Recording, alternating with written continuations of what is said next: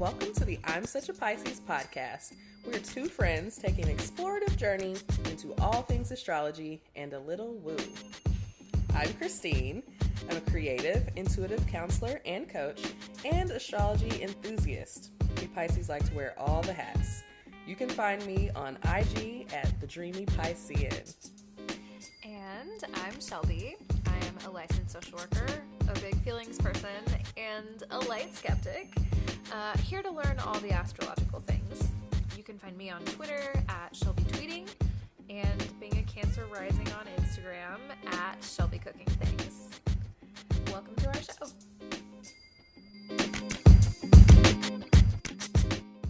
Welcome back, y'all, to the I'm Such a Pisces podcast. I'm Christine. And I'm kind of high. Hey! But also I'm Shelby.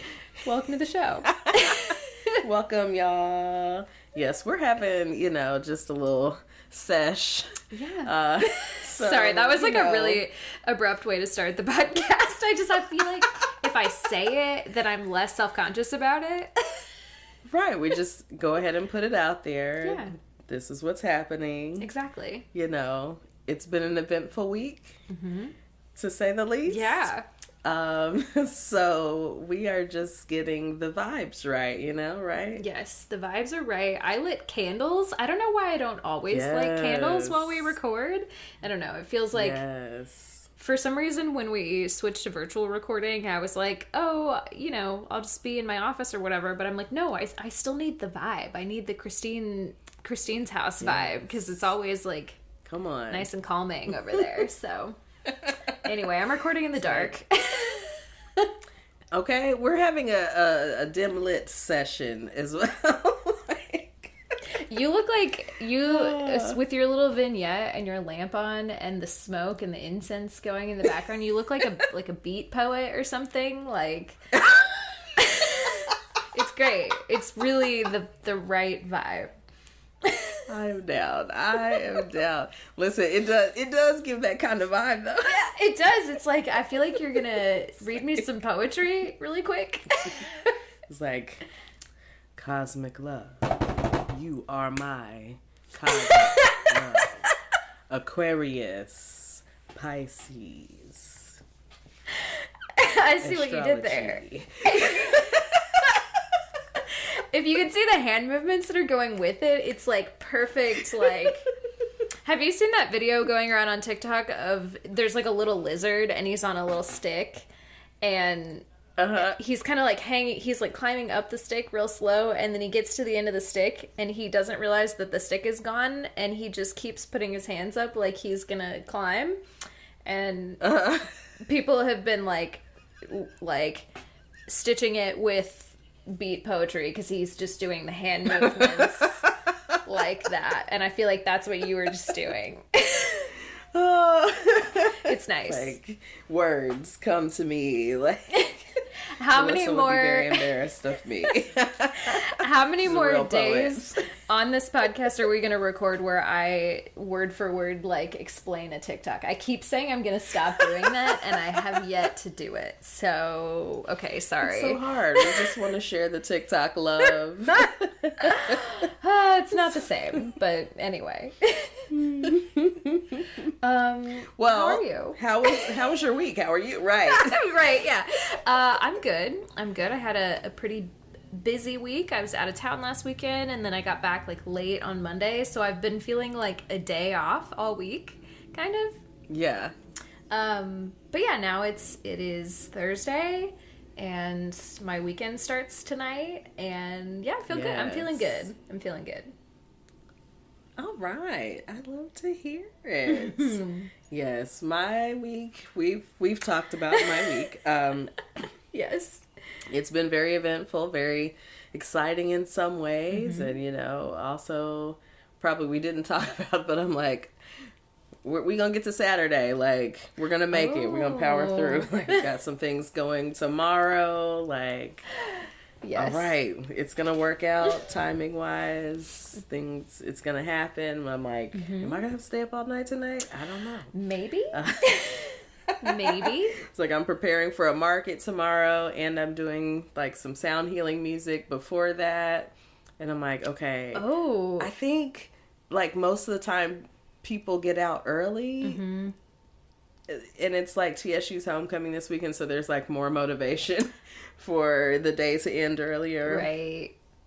So that is my hope. That's what's going to happen, so I can have a little bit of time between going into vendor mode and sound healing mode. Right. That's a big switch. But right. You're going from like very chill business bitch kind of stuff over here into like Right. full party. Yeah. Yes. Yeah. It's a lot. Yes. So yeah. Hopefully all that, I'm sure, I know it'll work out fine, but I mean, just like, there's a lot of energy. Right. And the week has just been, again, it's been eventful. And in some ways that I've very much enjoyed. Yes. Yeah. In some other scary ways, maybe. I don't know. Mm-hmm. One involved the police, like, oh yeah. Oh my god, yeah. You have had a really eventful week. Like we spent a long time talking before we hit the record button. We did. Again, there's so many things. It's necessary, but yeah. Yes. It started with good tea. It started with really great tea. It usually does. It usually does. Yes. I'm like, wait until Thursday. I'm going to tell Shelby everything. Oh, I can't wait. Can't wait. Highlight of my week. It's like, and then this happened, girl. But do you want to get into our co-star?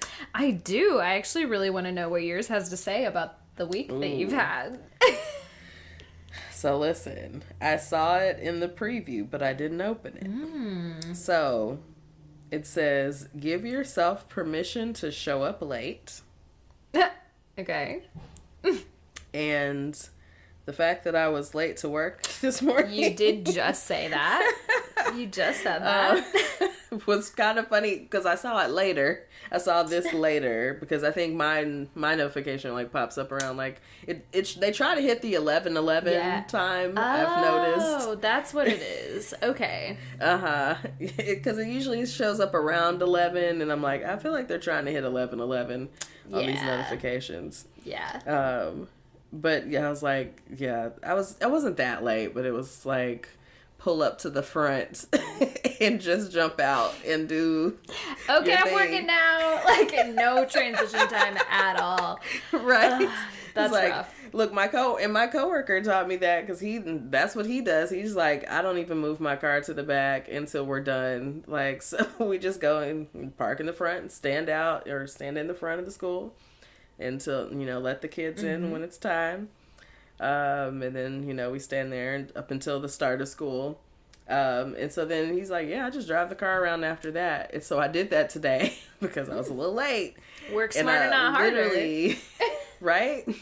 But when I walked in the office, by the time we came in, it's like after the start of school. Mm-hmm. And the guy that does our bookkeeping, I know he looked at me like, so part of the thing is like, we have to fill out our timesheets or whatever. And so our payroll was due yesterday.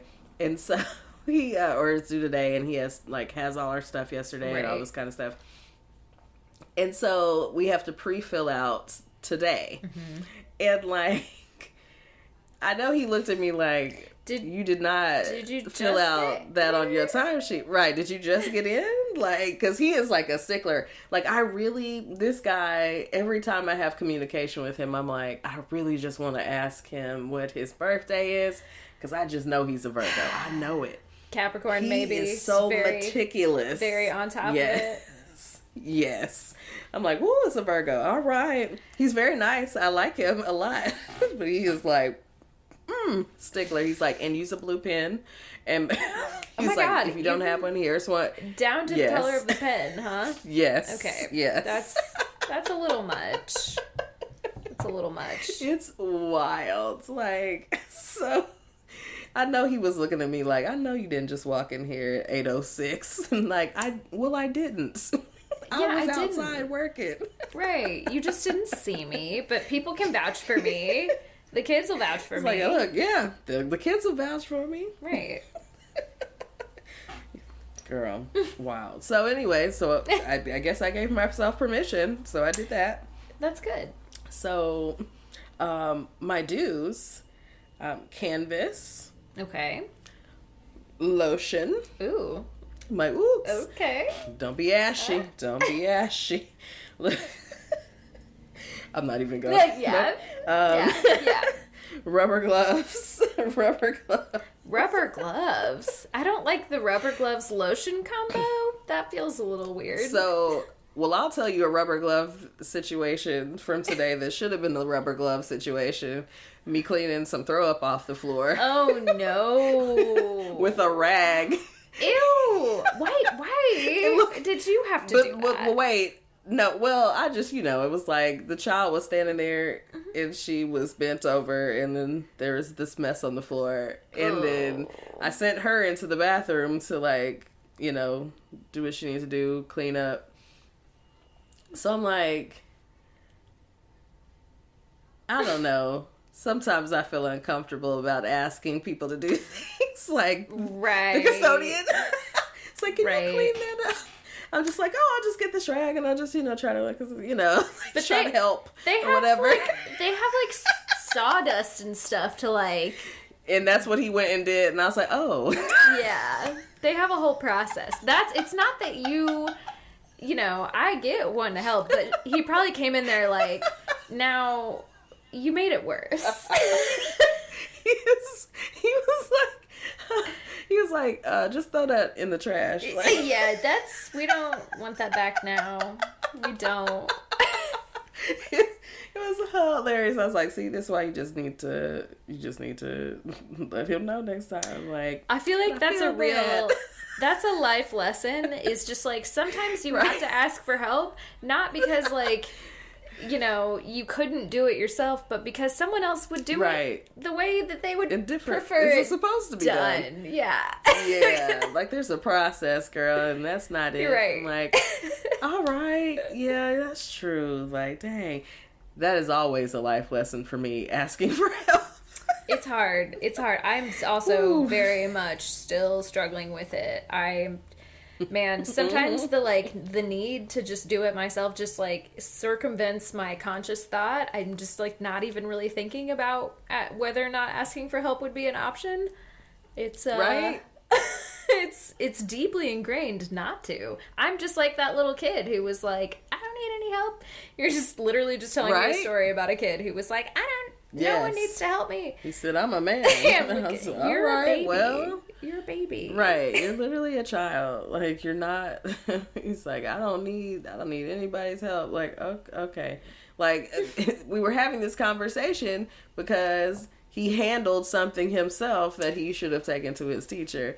And he's like, I didn't need her help. Well, I handled it. And I was like, well, that's why we're talking now, because you handled it. I don't think you did. I know you think you handled it, but you didn't do a wonderful job.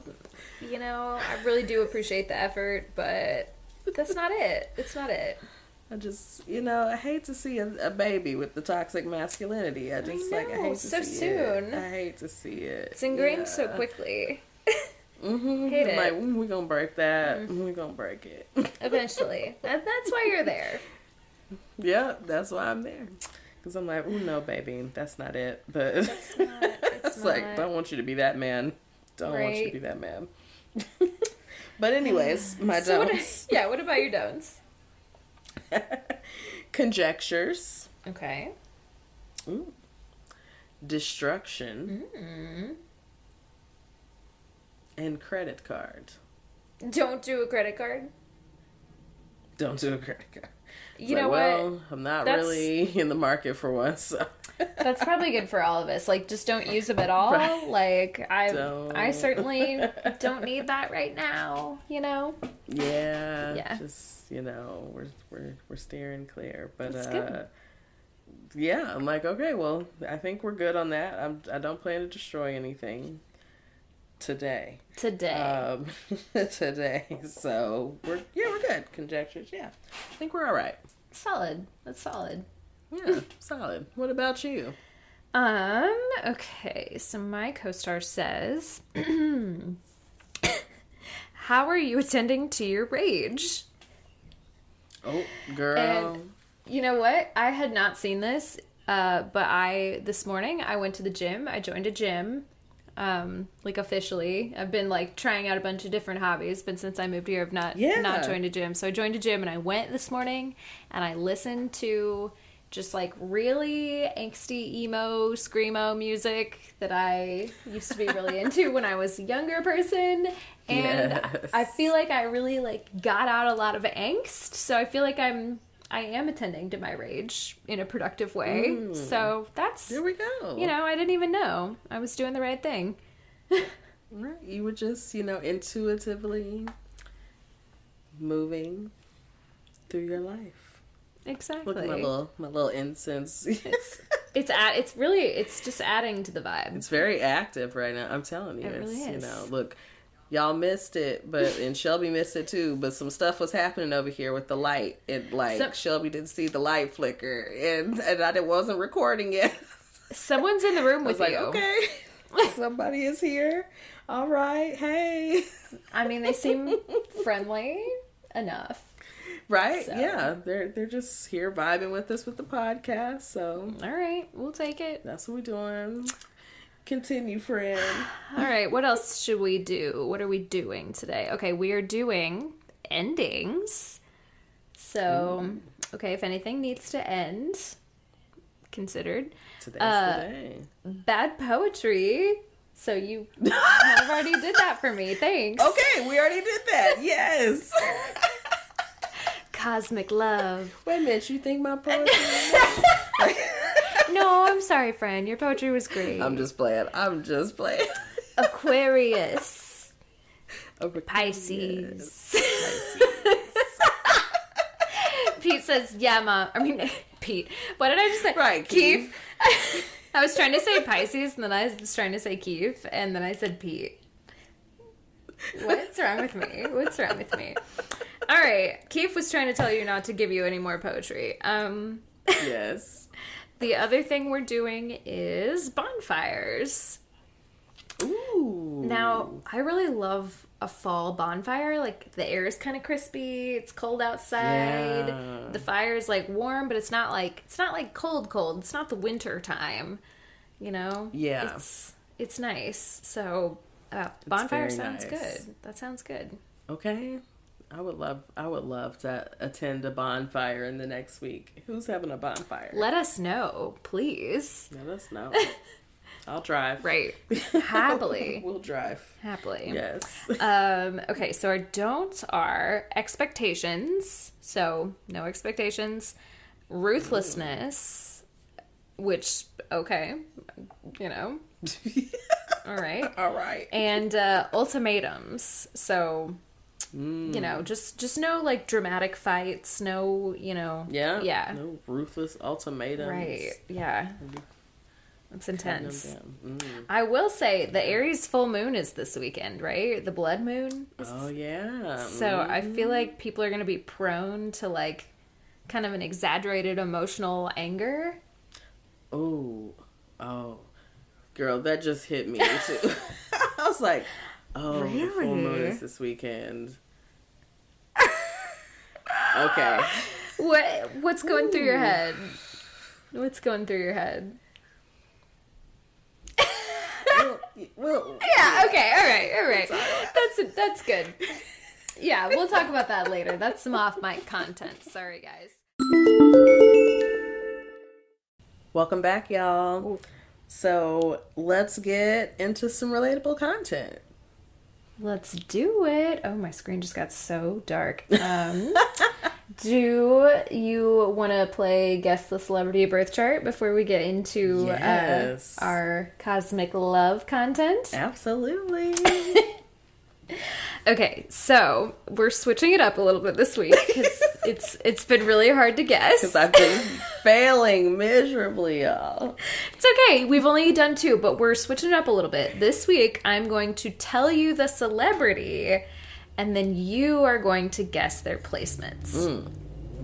So, I've got 2 prepared for you, and I will give you a hint that they do have some similarities in their birth charts. That's all I'm going to say. Okay. But our celebrity number 1 is Frank Ocean. Ooh, okay. Okay.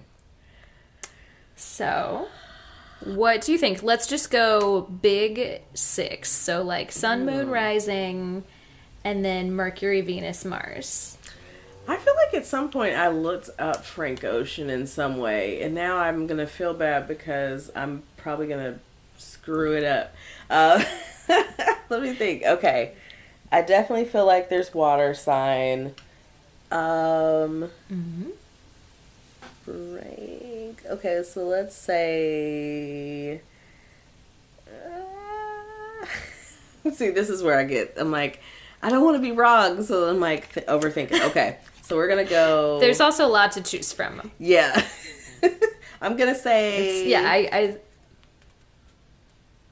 want to say a water sign sun, so I'm between Cancer and Scorpio.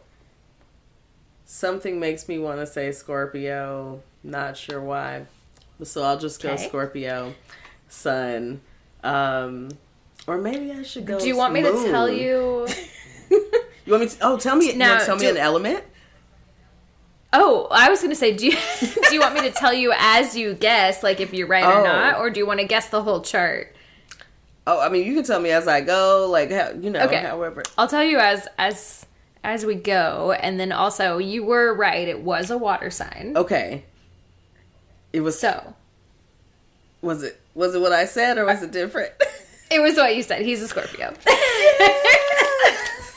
Yeah, that was good. You did really good. You did really good. It was pressure. It was pressure. No, he is absolutely a Scorpio. And this is, again, this is the same one I used a couple weeks ago, the same TikTok account that I found these from. It's like a TikToks where she says, like, celebrity birth charts that just make sense. So, like, they really make a lot of sense. Like, I mean, everybody's chart makes sense, but like, yeah, but you hear their music and you get that, right? Yes. Yeah. All right. So, what are we going with for moon sign? Moon. Okay.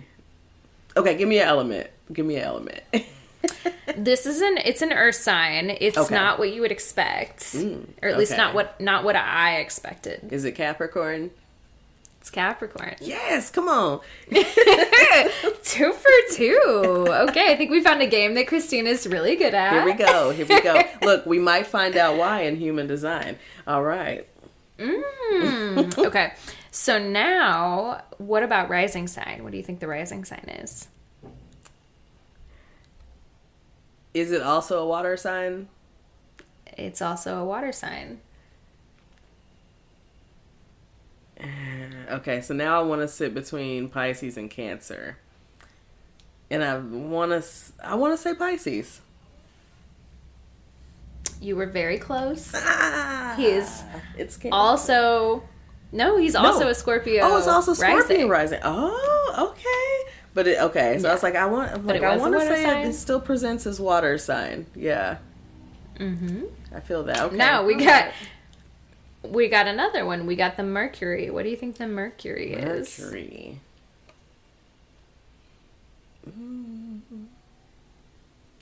Is it a fire sign? No? Okay. Is it an air sign? No? Okay. Dang. Okay. I should have went the other way. Is it also a water sign? Okay. See, this is where I'm like, it's a lot of water sign in his chart, I think. It's a lot of water sign. Is it Pisces? No. Do you want to... All right. Because I have another one, I'm going to give you both of these. Okay. He is a Scorpio Mercury and a Scorpio Venus. Oh my goodness. So much Scorpio in this man's chart. Like, what the fuck? Yeah, okay, That's Frank. a lot. It's a lot. That is a lot. A Scorpio through and through. Yeah. I bet he is a fuckboy in real life. I'm telling you. I'm like, it's gotta be. It's so much Scorpio. I'm like, you gotta really be managing that to not. Have Sorry, this is a side note. Have you heard about the Omar Apollo thing? Apparently, it like just recently came out that Omar Apollo and Frank Ocean were dating for like months while he was working on his last album. So like that whole album is about Frank Ocean. Oh. Okay. Which is like, I had listened to it once and I was like, I need to go back and listen to this again, thinking about Frank Ocean. And I was like, it was just kind of crazy. Like, I would recommend going back with fresh eyes if you have not listened to that.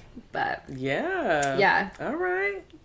Maybe I'll look up his chart next week. Yeah. All right, so we've got one more. What do you think his Mars sign is? It's the only one we haven't guessed yet. This one's a little bit of we're throwing something else in the mix. Okay, so because we've got like lots of water. So, is it fire?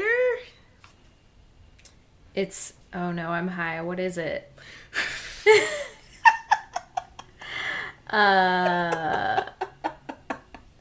No, it's not. It's not fire. It's definitely not fire. Okay. Okay. I'm just, make a decision. Is it an air sign?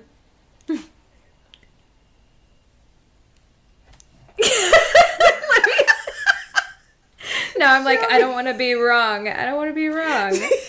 I'm just having a moment.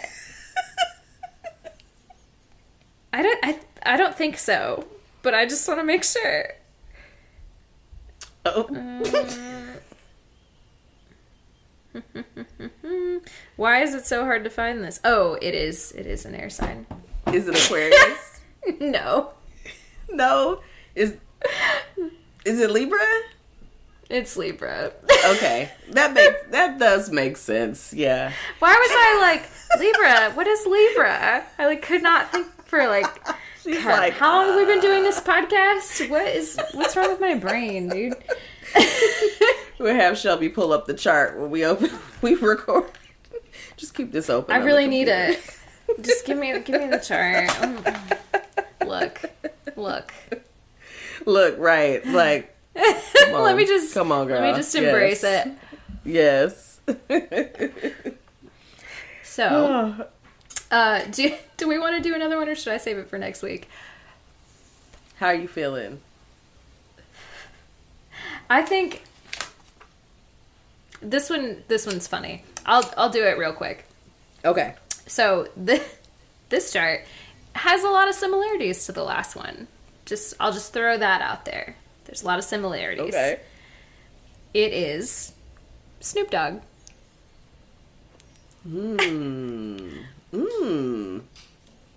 And his sun sign is an air sign. So, we'll start there. Is it Gemini?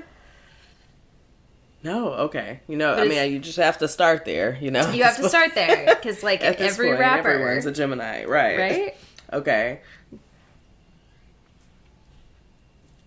So is he a Libra? He's a Libra. Okay, interesting. Okay. He's a Libra. Now, his moon sign is a water sign. What do you think his moon sign is?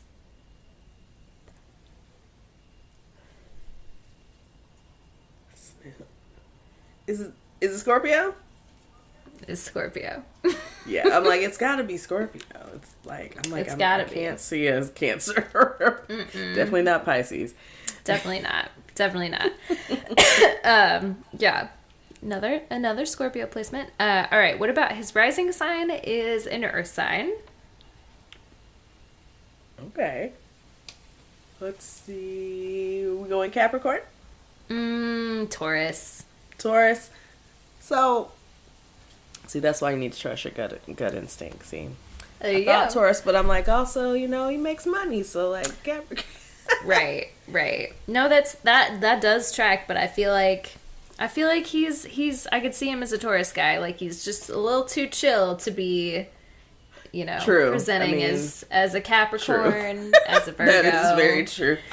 Capricorn is not sitting around smoking weed all the time. Because Taurus you gotta have a plan about your life. Right. They're very stubborn, but they also they know how to chill. They know how to live in the luxuriate to languish a little bit. Absolutely. Yes. All right, so now I will say, wait, here we go. Okay, so I will, just like Frank Ocean, the Mercury and the Venus are the same sign. And they're a water sign. Scorpio. So many Scorpio placements. Very sexual. I mean... and then we got the Mars. So the Mars is an air sign. Okay, is Mars. I wanted to say Gemini. Nope. Second guess? Aquarius. Aquarius. Yep, just said, see. There you go. Was that what you were thinking the first time? Yep. Always. Go with your gut. Look, we're going to talk about, I'm telling you, we're talking about human design today. And I'm like, why are you not going with your gut? I can't wait. I'm so excited. Trying to overthink it. Just trust your gut. Gotta trust your gut. So that's Guess the Celebrity Birth Chart this week. We'll see if I can switch it up again next week. Just keep it real fresh. I love it. This was fun. It was a little easier, so I appreciate it. It's a good study for me in just like looking up famous people's birth charts and then knowing information about them and just like what they look like, what kind of stuff they do. I feel like it's a good study for me. I'm with it. So, do we want to dive into the cosmic love conversation? Yes. So, this week on Cosmic Love, we're on. Okay, help me out. Are we on episode 8? We are on episode 8. It is called Charting a Future Together. Yes. So we are, we left off last week with Maria's proposal. Mm-hmm. To Chris R. To Chris R. And so they have decided that they are doing this thing. So they're engaged. They're doing the thing. Good for them. Thing. I don't believe you, but whatever. Right. Go for it, y'all. So then we have, I don't remember the order of this, but Connor.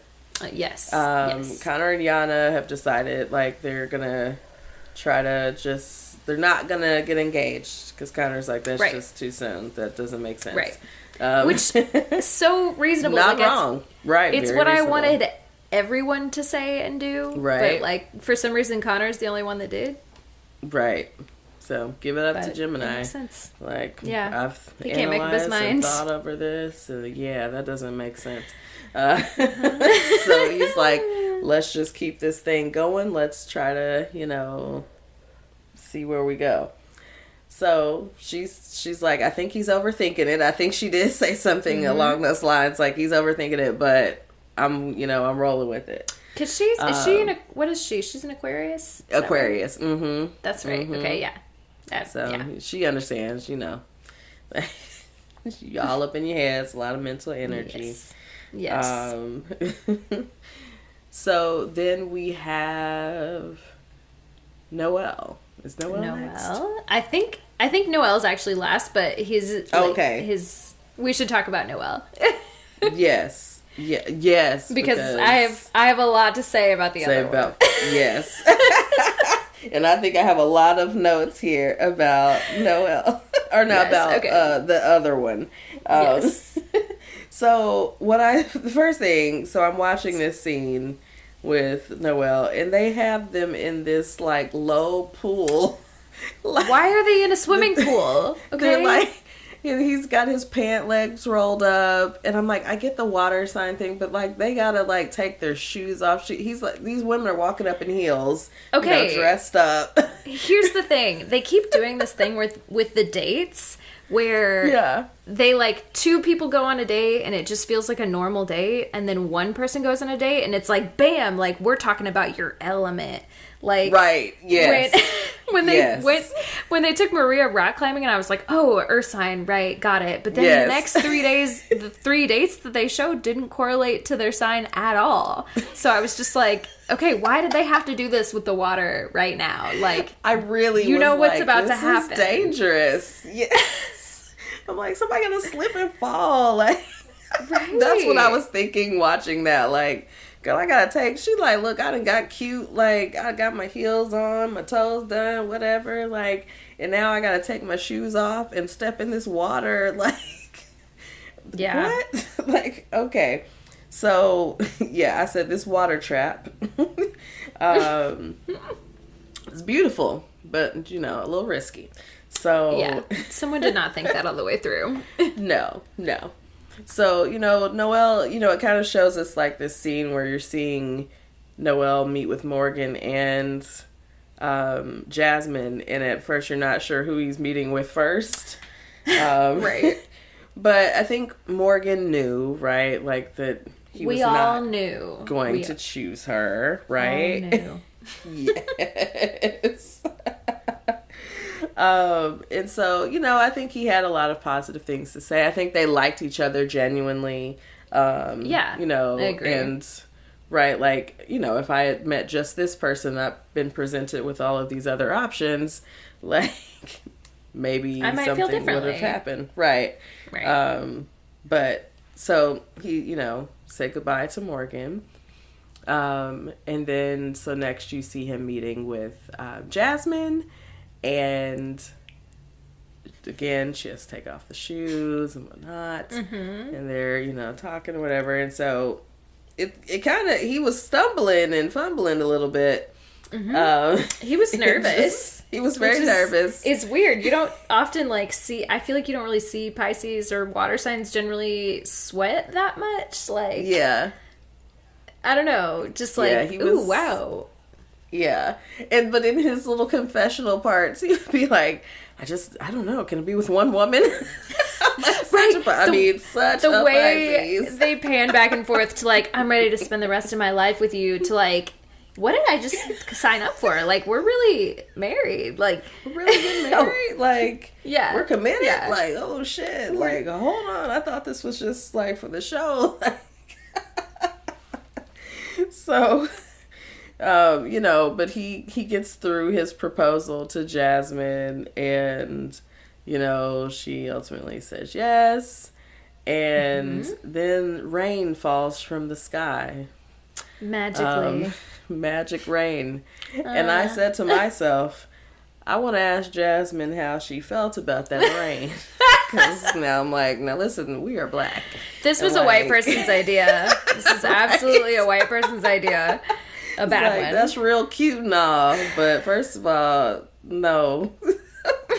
No. Even if I do have locks, because, it's like, I don't half the time there's just no need. Yeah, I'm like, I don't want to be outside with wet clothes on. Right. Nobody wants that, okay? Nobody wants to get caught in the rain. It's not cute. Right. It's in not real life. Cute. That's right. for like, scripted shows only. Right. It's like, I'm a real person. This is not a set. Oh, so yeah, that just kind of tickled me. So now we know Noelle and Jasmine are now engaged. So we have Maria and Chris R.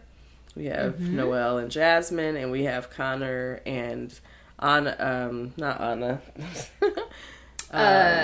Yara. Yana. I was like, yeah, it's kind of like Anna. Yana? Right. Yana. Yara? I don't know. Almost there. Wow. Like, how long have I been watching the show? Yana. They're, continuing to feel things out. So we are left with Phoebe. Poor Phoebe. And Phil. Phil. And so, Shelby, you've had a lot of feelings about Phil all season. God, I have. I really have. I still do. But I will say, can I just say really quickly, Phil had a redeemable moment with the bromance that he had with Chris R. Look, I wrote a note somewhere in these notes about the bromance. Phil and Chris R's bromance. Look, it was a little homoerotic. Like, listen, I said Phil proposes, but there's a silver lining. Phil and Chris R's bromance. Oh my god. So Phoebe decides, basically, I'm like, so Phil proposes after getting hyped up by Chris R. Because he's like, yeah, man, I did it. You can do it. But here's, but here's the thing. The entire, time that they're, because Phoebe just has Phil. Like, she has no one to choose between because her last match went home with another single. Right. So, it's just, does Phoebe want Phil or not is the kicker here. Right. And that entire time, she's just sitting there talking to him about how she does not think that marriage is a good idea, how she's not going to consider getting married after knowing someone for such a short amount of time, who's almost kind of giving him an in, sort of like what Connor did, maybe we could continue dating, see where it goes, whatever. After all of that, he looks at her and he says, I'm going for it. Yep. Yeah. That man didn't listen to a thing that she said. Not a thing. There's no thoughts behind his eyes. Like, he did not consider her at all, listen to a goddamn thing she had to say. It was so maddening, and it just further proved why I hate him. And I feel like I was right in my just absolute hatred for him as a character. This is really fully taking me down. I went on a very real rant right there. I'm sorry. Yes, it had to come out because it's been building up over the season. So, it really has. I'm sorry. I think I wrote somewhere to check in with you about it because I was like, let's talk about Phil. Shelby has made some comments, girl. It's just he's triggering to me because I feel like I went to high school with a bunch of dudes like him who I just didn't actually really like, but then they kind of just hang around long enough, then they're just annoying, and then finally you're just okay, fine, I'll go on a fucking date with you, Jesus Christ. And then it always ends bad. You should have listened to your gut, and you shouldn't have said yes just because they asked you and annoyed you 10 million times. Okay, I'm sorry. I'm really having a moment. I'm done. True.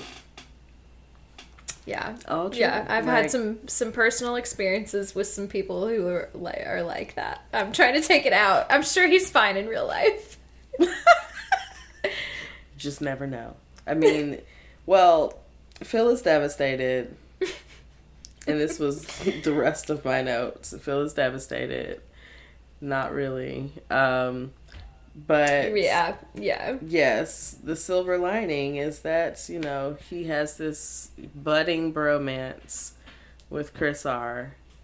Friends for life. Did I see at the end when Phil was leaving, did Chris R walk off crying a little? Was he crying? Yeah, he was. Yeah.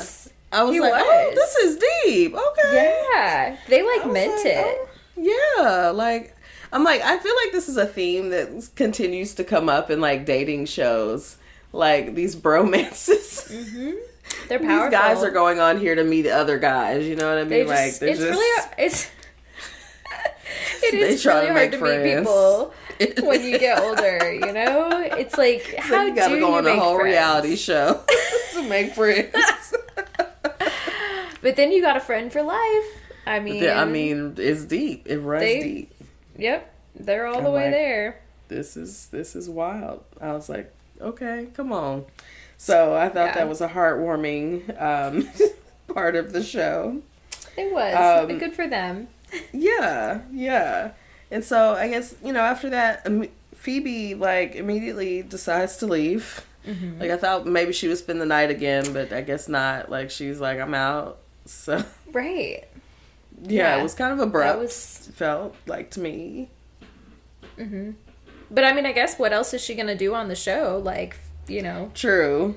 Phil's I just thought maybe she'd leave the next day, Yeah, that's true. They sent her out with the suitcase, still wearing the heels and everything. Right. Goddamn. The car is waiting. Right. The car is Drop me off at the airport. I love it. I was like, okay, well, bye. So she was gone. And so what I enjoyed was her quote as she was leaving said, "Astrology may not have helped me find my husband, but astrology helped me find myself." Yeah, that was nice. Like, come on. Yes. This is how we really could really benefit from using this. Yeah. So now it's time to move in.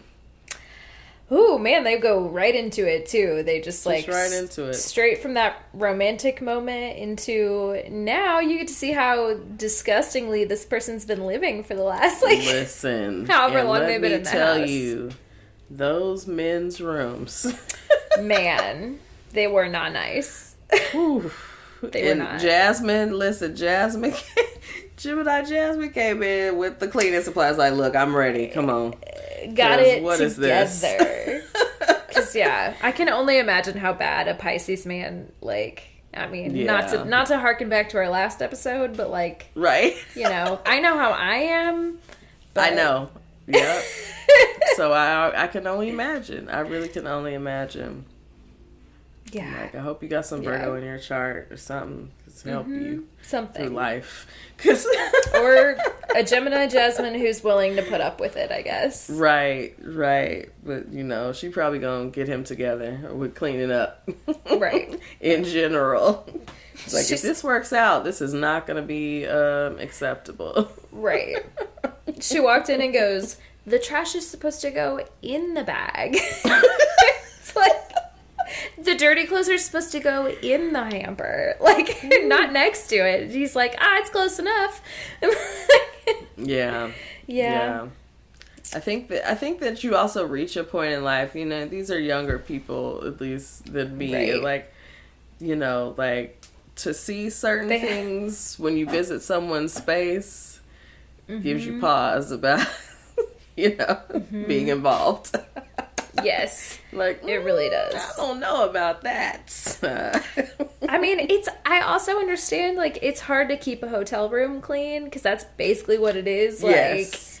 You're living out of a suitcase. It's not home. Yeah. Maybe your actual home doesn't look like this. But yeah, it's something that I now would definitely have a lot of, it would be a big red flag for me. Yeah. Right? Yeah, it's like, But a younger version of myself, I've slept on many a mattress on the floor. Absolutely. Okay? Yep.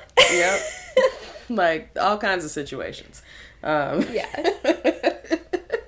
And it's like, well, who am I to judge? I ain't out here. Right. Precisely. But, we're just, getting older and, my back hurts in our now. Years, right? I can't sleep on the floor. Random pains. Yeah. Yeah. We need a mattress. Not even the sofa. So I commented about the rooms being messy. And I commented that Noel is getting hit by reality. Oh shit. He is. Yeah. This is a thing. Almost immediately. Whoa. He's he's feeling it. It's like, sir, did you not consider this at all? What did you think we were doing? What did you think you were doing? It's real. He's like, I can't talk to nobody else no more. Like, we getting married? Yeah. Yes. Where were you the last 48 hours? Like, sir. He got caught up in the moment. You know, we like to get caught up in a moment as Pisces. Like, oh, it's just so romantic. Yeah. Like, you're proposing to this woman. You know that's right. Like, you're proposing marriage and monogamy. You have to live with them for the rest of your life. Forever. Or, deal with the consequences. Right. Which, right. Yeah. It's just a lot. Okay, yeah. So he's struggling. So Connor and Yana are again having conversation about logistics of their relationship. And this is what I was concerned about beforehand, because New York and living in the mountains or in nature. It's very different lifestyles. Where's the compromise,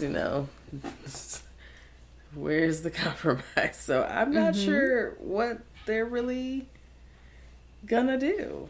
I don't think they are either at this point. Yeah, I think they're just kind of like, all right, well, guess we're gonna see. So that's really the end of this episode. Just kind of, fizzle out with Connor and Yana. So next episode, we're going to meet the in-laws. Yes, and I'll be fresh because I haven't watched that one yet. Yes, me either. So we will see what the parents have to say. I feel like it's going to be really messy. Parents always add just a huge layer of complication. Oh, yes. And now not only are you on a dating show, but you're also on a dating show where astrology picks it. So if you have family who's like not about that, like it's a whole nother layer. Yeah. Listen, I know it would be with my family. Oh. Yeah, maybe not everybody's family like is like that, but I don't know. I feel like a lot of people are. And they probably picked people, with interesting in-laws for that reason. So we shall see. We shall see. Do we want to take a quick break before we jump into the meats of this episode? Because they are meaty. They're meaty. Meaty. Yeah, let's do that, and we will come right back with some meaty meats for y'all. Meaty meats. All right, y'all. We're back, and we're ready for the meats. The meatiest meats. The meat. Listen, y'all. I'm gonna try to, trim them a little bit, but it's meaty. This is probably gonna end up being a part 2 episode because there's just a lot to cover. Yeah, there's so much. I know nothing, like almost nothing. I know I usually don't know that much, but she's like, I'm really coming into this blind. Like, yes, exactly. Yes, Shelby is coming in fully blind. But you've like seen talk around the internet or so, right? Like, have you seen these like buzzwords like manifestors and generators and profiles and all of that jazz? Okay. A little bit. I don't totally know what any of it means. Yes. Yeah, I mean, yeah, it's not going to make sense until, yeah. You're like, I don't know what they're talking about, but okay, great. Yeah. Sounds great for them. I feel like that's like half of what I post on in my stories is like people are probably like, okay, that's cool. All right. Sure. I get random it. Random as it is. Yeah. Yep. But it hits for the people that really want to be there. Right. Like the people that don't get into astrology and I start posting stuff, they're like, I don't know what the fuck that is, but okay. I don't know what she's talking about, but okay. Like, clearly she's excited about it.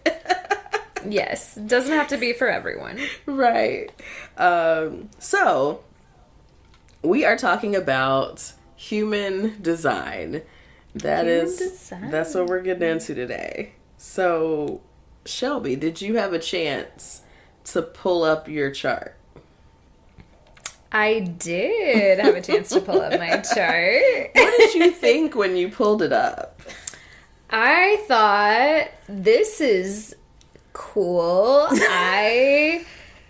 It's like kind of, I guess, like the first time I looked at a birth chart, like, you know, mapped out. I was like, I don't know what any of these symbols are. I don't know what all these lines mean. There's a lot of lines. Some of them are at weird angles, and yeah, I don't know. It was confusing. It kind of looks cool. I feel like I'm about to learn a foreign language the way I'm looking at this right now, and I don't know what any of it means. If I can like kind of grasp it a little better, I'm gonna feel really accomplished. Well, I hope that some of this helps. So are you looking at a body graph?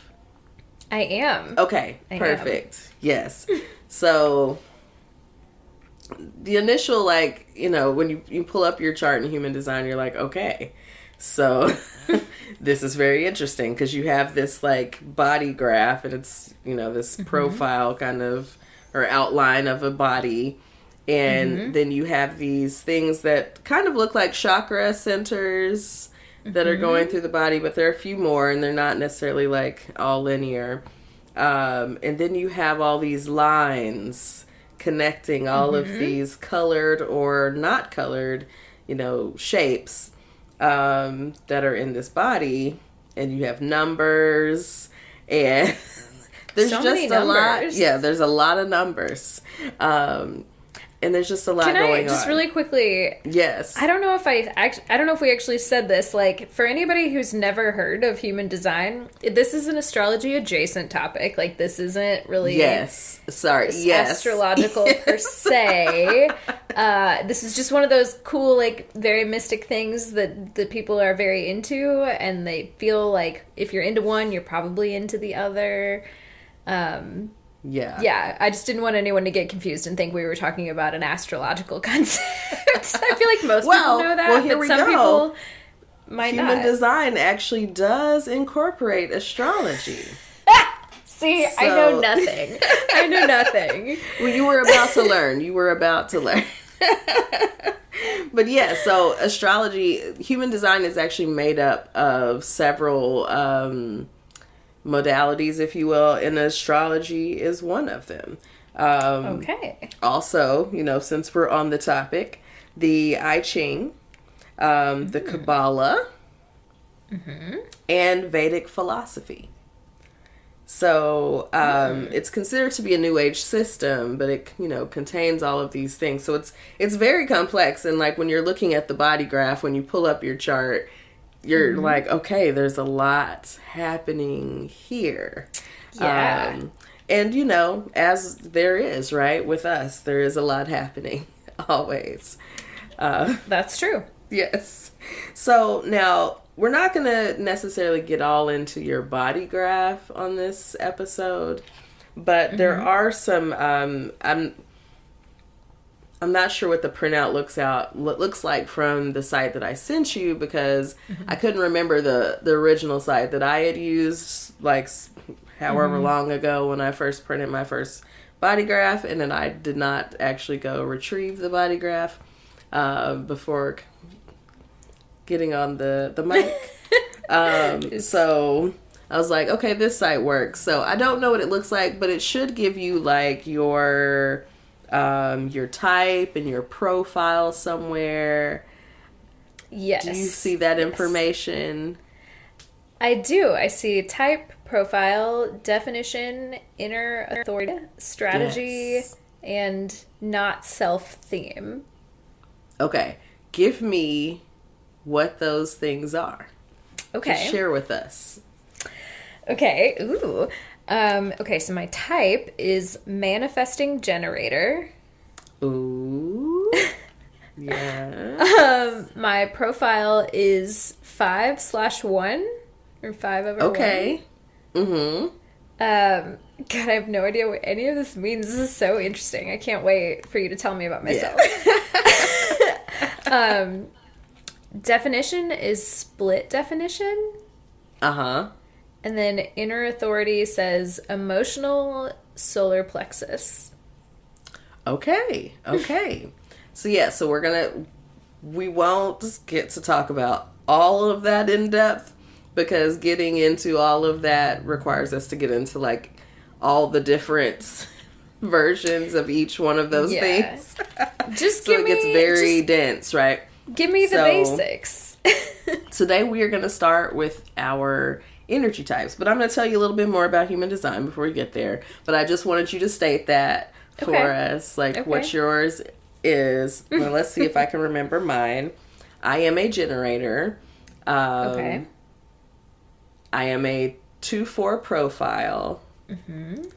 And I'm trying to remember. I don't know if I remember what my authority is, or my, I want to say it's sacral. I feel like it's sacral authority, but it might be splenic, and I need to double check because why? I don't have my body graph, and if I did, I would be able to find that out. That's okay.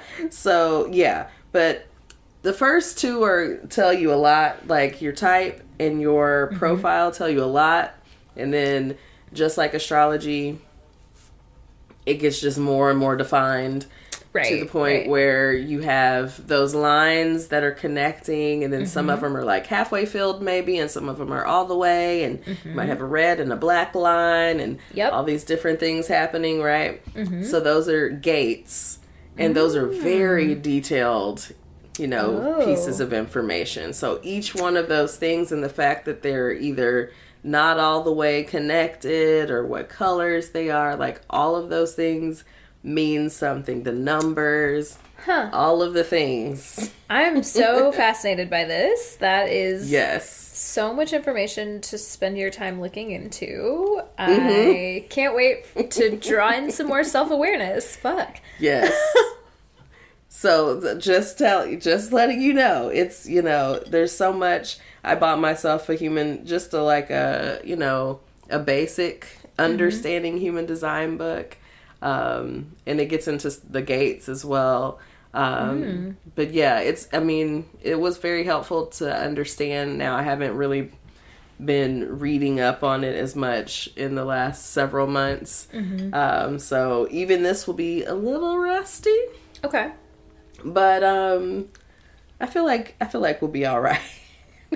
Yeah, I think so. Yeah. But it's very interesting stuff. Again, if you're like a person that gets into personality profiles or like different ways to understand yourself, like human design is very interesting. It's just another way to categorize and to like understand, and I love it. I love it. Yes. So, I'll jump into the basics. It centers around 5 energy types. And so those are going to be our generators, our manifesting generators, our projectors, our reflectors, and our, with the 5th one? Manifestors. Yeah, and our manifestors. And we'll talk about those in a bit. But those types indicate how a person is supposed to exchange energy with the world. Okay. So that's why that's, that first energy type really, tells you a lot. And then from there, it just gets more finely detailed. Okay. So this system was originated by Alan Robert Krakauer.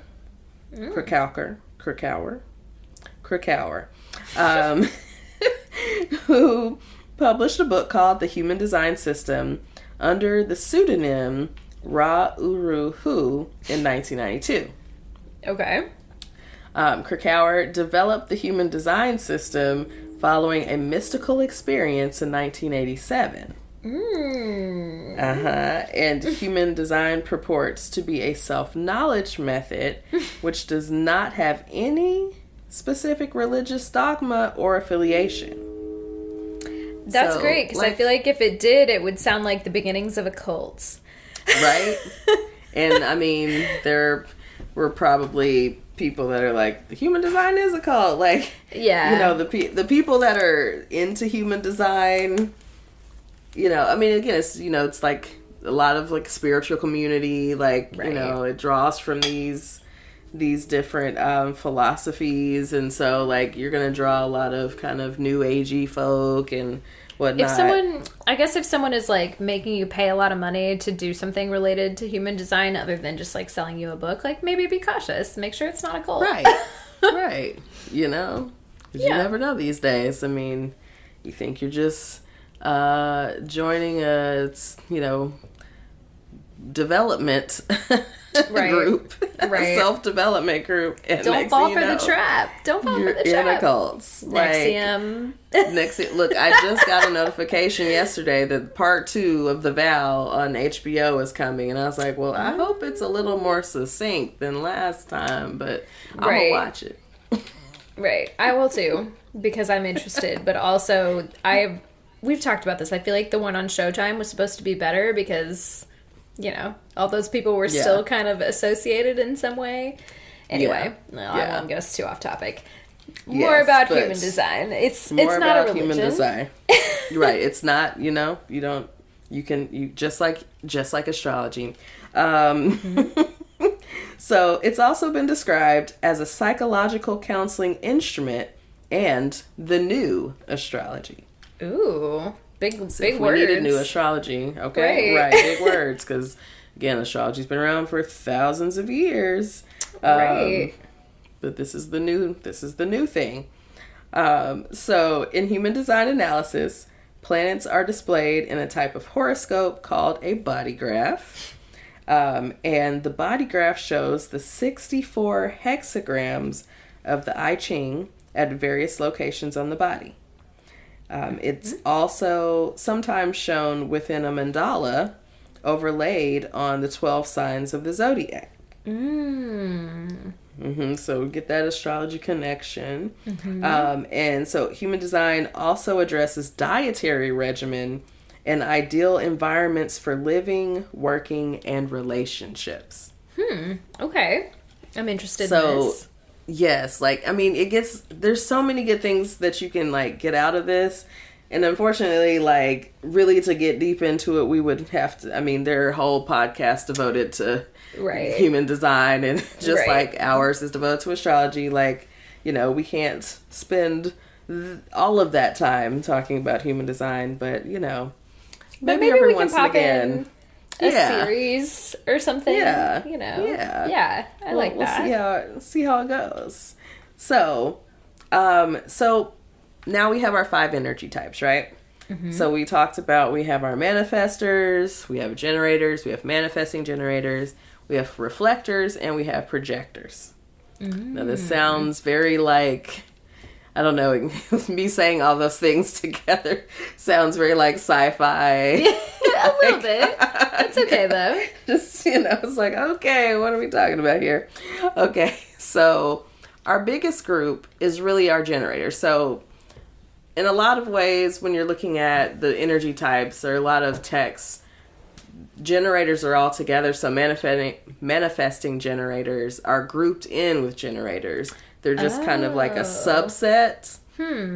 But generators are the largest population, or the largest group in our population. So generators all together, including manifesting generators, make up about 70% of the population. Okay. So most of us out here are generators, and we'll talk about kind of what that means in a second. But so this is our biggest group. So you are a manifesting generator, correct? Yes, that's right. And I am a generator. So we'll talk about this, see if anything kind of feels true. We'll stop and talk about a few things because they're interesting pieces that, you know, when you think about it, it's like, oh yeah, that would be better. Okay. So we'll start with generators, and it says, your essence is to be masterful of who you are and be a builder. In the chart, you are a generator because you're sacral, and so that's the second to bottom square if you're looking at your body graph. is colored or defined in your chart, and your energy is sustainable. I'm sorry. The light just like got brighter again, and I'm telling you, I missed it. I'm sorry, I wasn't looking. Hello, whoever you are. I hope you are friendly. Maybe they're a generator too. Right. They're like, ooh, we're talking about human design. I'm like, okay, are you into it too? Yes. Yeah. Love it. Perfect kind of ghost to have in your house. Yes. So a big thing here is like sustainable energy. So generators, I mean, if you think about sacral energy, it's like, that's the creation center, right? So, work, creation, like all of that, just like you have that energy and it's sustained. Like you might get tired, but when we talk about why you might get tired, it might make sense. Okay. And it might make sense like, oh yeah, my energy is sustainable in these situations, but not really in these others. Okay. So generators are the workforce and the life force energy of the world. Mm-hmm. So, this is where it gets, the language gets a little funky, which is, it's fun. It's a little fun. It says you have a sparkly, juicy aura when you are doing the right work and you can light up the world. Juicy? So then we get, juicy. I mean, like, and that, like when you listen to human design people and they talk about like, it's so juicy and and then, it's kind of like, oh, okay, what are we talking about? What does that mean? Like, what are you saying? What? It's like, it's juicy. I'm like, oh, okay. Okay. That's funny that it's like... It's such interesting language. Yes. Yeah. But, yeah. I mean, I could, like, the gist of saying you should do the things that light you up. That's the big thing about generators and even manifesting generators, even though there's a little, like, there's some differences. But, like, the right work. So if you think about yourself and, like, if I'm doing the right work, yeah, I have, like, so much energy to give to that. But when you find yourself doing things that don't feel aligned with you, you feel yourself much more, like, quickly depleted. Depleted. I was like, no. Deflated. I'm deflated and I'm depleted. Can I ask, do you know when this was developed? Oh, so 1987. That's what. Yeah. Yes. Sorry. Yes. Went back to the notes. Let me just read. Not ask questions. Come on, notes.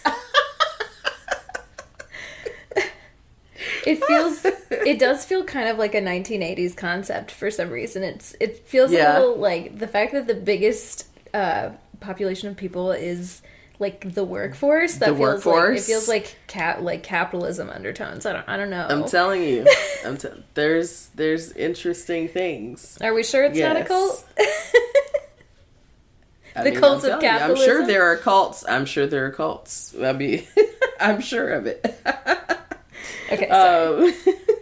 But, I think for me, like, it does resonate as far as, like, if I'm working and I'm doing the things that really, like, I enjoy. Like, I mean, when I'm creating, like... Sure. It feels Yeah, right. I mean, like, I have so much energy for that. Like, I don't have to, like, drag myself into, like, make some, right. whatever I'm into at the time. Because who knows what it will be. Right. Right. But like sometimes certain places, certain environments feel a lot more of a drag. Definitely. Definitely. And that energy gets depleted. Mm-hmm. And I'm like, this cannot last any longer. Yeah. And so that's when you find yourself kind of burnt out. So frustration is a key thing for generators. So frustration arises when you've lost the momentum or gone off your path. And so that's meant to give you a signal so you get back in alignment. Okay. So a lot of times I feel like it makes me think about like, I mean, in any work situation, like being frustrated about things and like just kind of letting it roll and you just continue to be more and more frustrated. until you're full on like disgruntled and like, just having a whole bad time. And like so many of us do that instead of like recognizing, not saying just like in a simple frustration, like I'm out of here, but Right. like I think we know a moment and it's like, this is probably the point I should have left. And this is the point when I actually did. Right.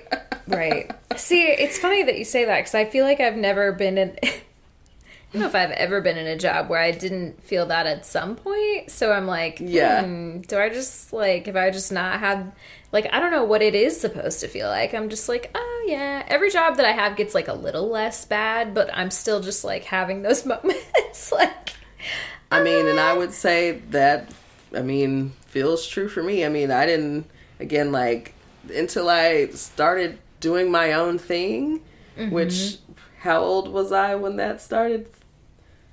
Like at least 35? right. So, I mean, and that was the first time something felt like, oh, okay, yeah, I could do this. Like, I could do these things. And even, there are parts of the work, that I'm doing right now. And I'm like, I could do this. There's some parts of it that I could not do. Yeah. And because it's a whole system, that makes it like a very limited thing for me. Like, I don't think I can do this for this amount of time. Yes, totally. That makes sense. But like, for this amount of time, sure. Like, yeah, let's go, do our thing, pour into other people. And then, but also let's continue to have my own thing over here. Have your own thing at the same time, right? We're not going to just let that go. We're not letting it go. So, yeah, finding the right things. So that's really a big goal for your generators. It's finding the things that light you up. It says you have this big, open, beautiful magnetic aura. And it's like this spiral of energy that brings things and even people towards you. Because your aura is so penetrating, the world is better off if generators are doing work that lights them up. When you're happy and inspired by your work, everyone around you feels it and is also lit up. So your aura affects the people around you. Which, all of that kind of, that makes sense. Like, yeah, definitely. If you really, like, in your purpose, if you feel like purpose is the word, like, if you're doing the work that just makes you feel good, I think that does, like, radiate, Absolutely. Like, yeah. So, I think that catches on. So, the strategy of generators, there's so many pieces, but the strategy of the generator is your way of being out in the world. And so your strategy is to wait to respond. And so waiting to respond to things outside of yourself, it could be something very subtle, like, as you're driving, deciding to pull off, and get some food because, you're getting hungry. You're like, oh, all right, let's just get off right here and get some food. Or it could be like a bigger thing if someone asking you to join their business. So it says, don't push. Wait for life to unfold for you. Okay. So this is a very interesting concept to me of like, oh, wait to respond. Wait to respond. Like, okay, responding to something rather than trying to come up with something. So I've heard like human design teachers before talk about food in particular with this topic of waiting to respond, instead of like someone saying like, "Hi, what do you want to eat?" and you're like, I don't know, like, oh, what do you want to eat? Doing this whole dance, if you ask me, do you want Popeyes? I can say yes or no, asking these yes or no questions, like, oh no, I don't want that. Do you want this? Yeah, that actually sounds great. So it helps you a lot, easier make these decisions. So I'm like, oh, I feel like that would work a lot better with me, because I'm like, I'm definitely good at a yes or no, like, yes to this, no to that. But if you ask me just in general, I don't know. Yeah, it's like there's too many possibilities. Like, it's hard for me to think of like all the different possibilities all at one time. Right. Like, but then, like you said, if you just like are driving and you see something and you're like, that sounds good right now, you just follow that. You just go with it. Yeah. Yeah. And so if you think about the centers that generators, the energy comes from the sacral. So again, like the gut. So trusting that instinct is very key. That makes sense. That's where it comes from. That makes sense. It's, well, not from human design, but trusting the gut, the sacral. Right. That's, yes. All same. Yes. So, how do you generators? Oh, okay. I was going to say, I think you're on the goal, right? Are you on? No, you already. Oh, yeah. I skipped around. Sorry. Okay. I skipped around. So it says, how do you generators go about finding the right work? So that's, a question that people are like, okay, so how do I know what work is right for me? And so this is where we talk about, it's about getting to know your sacral. So asking yourself these yes, no questions, give yourself a chance to respond to something. So even asking yourself a question is giving yourself a chance to respond instead of just like, again, trying to come up with something. Like, ask yourself some questions, like, and see how you feel. Like, what is your gut actually saying about that thing? That's how you're gonna know when you know what to trust and let that guide your work and what you choose. Right. Huh. Okay. So that's our generators. Okay. Interesting. And so then we have our manifesting generators, which is its own group and a subset at the same time. Right. So there's going to be a lot of similarities, but this says your essence is to find the most effective and efficient way to do things. You find the quickest route through things. And in the chart, you are a manifesting generator because your sacral is defined just like the generator. Plus, you have one of the 4 motor centers to your throat center like a manifester. Oh. So your energy is also sustainable because you still have that you have the generator energy. So you have these ties to 2 of these different groups.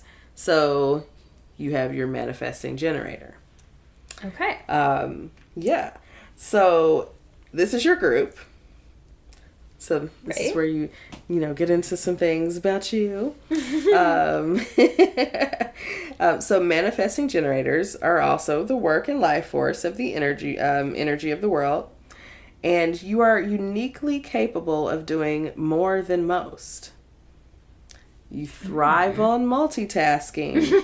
And you are here to show the world that we can do things in a different way and at a different speed.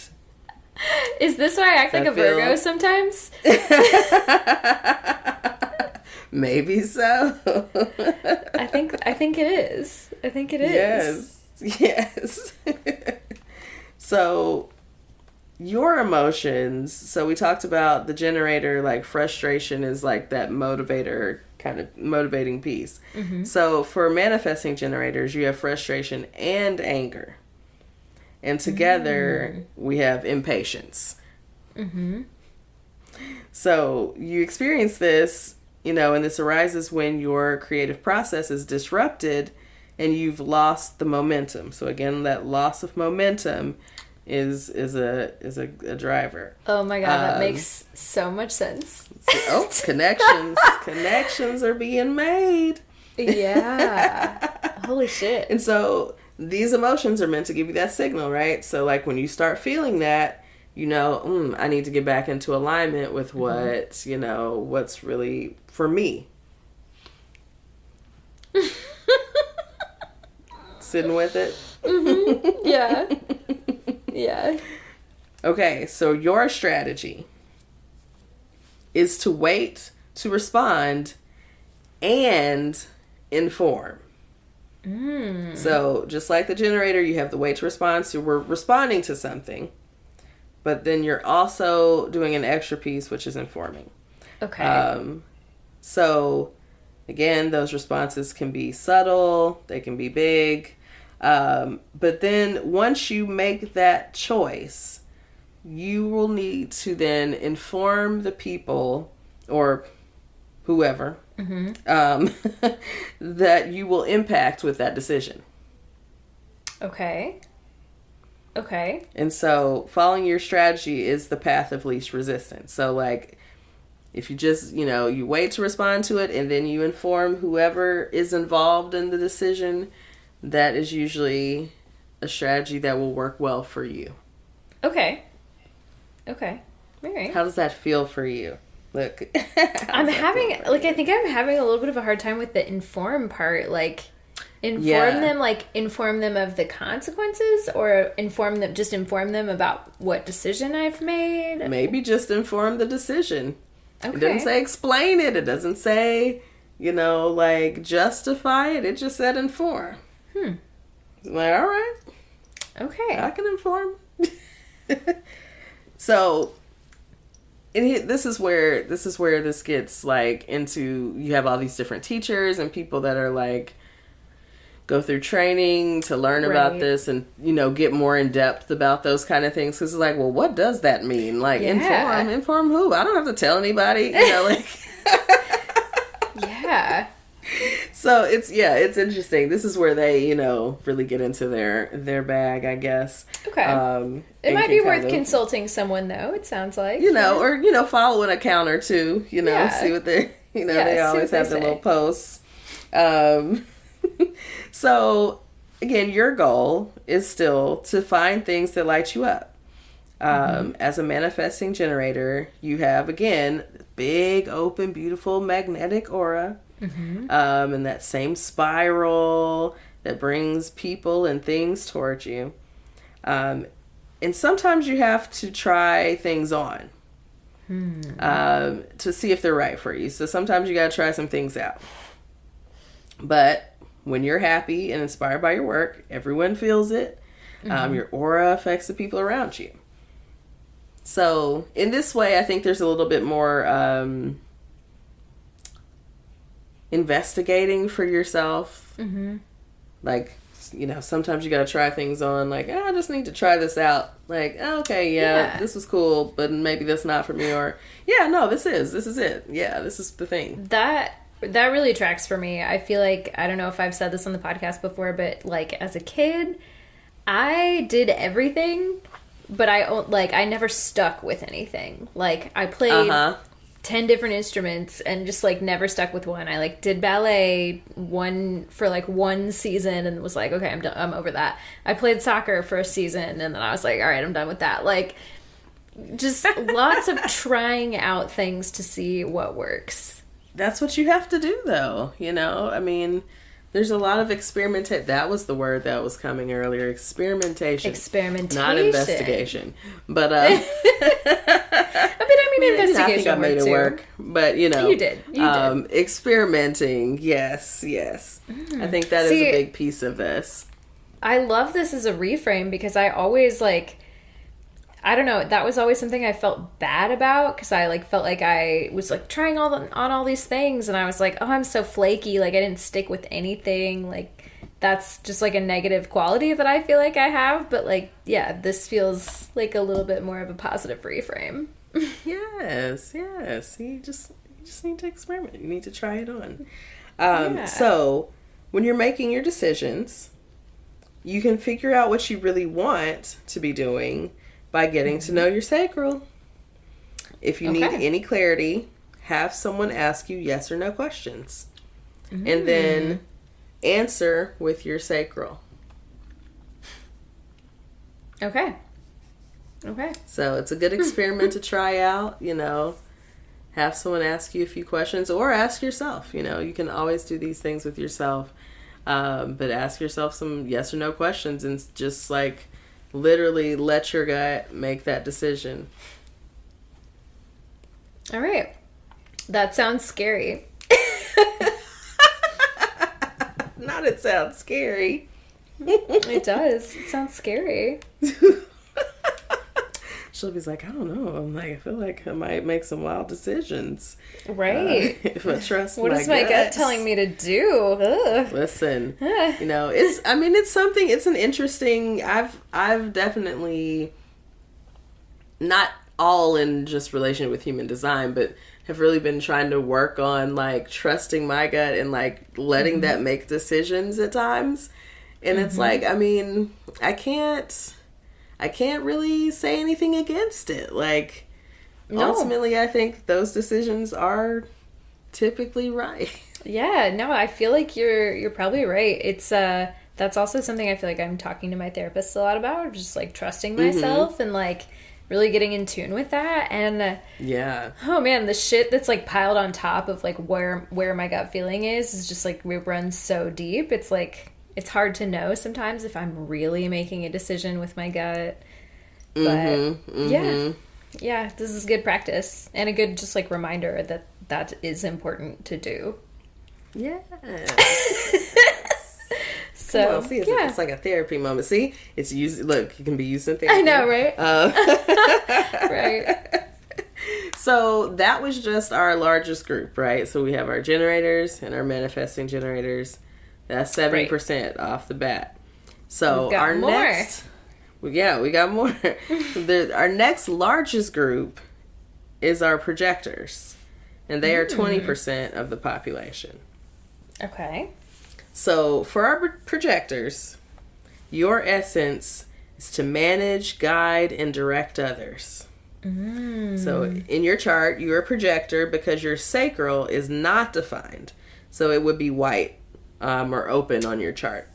And you have no motor centers to your throat.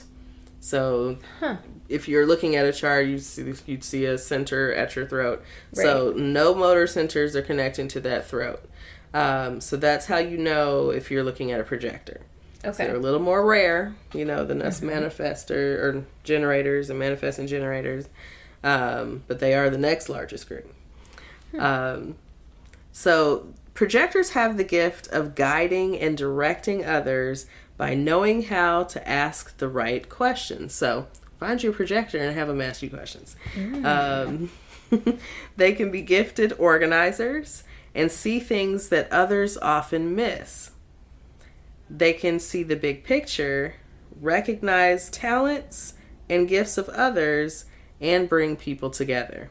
Kind of sounds like an air sign. It does, a little bit, yeah. Right? It's giving me air sign energy.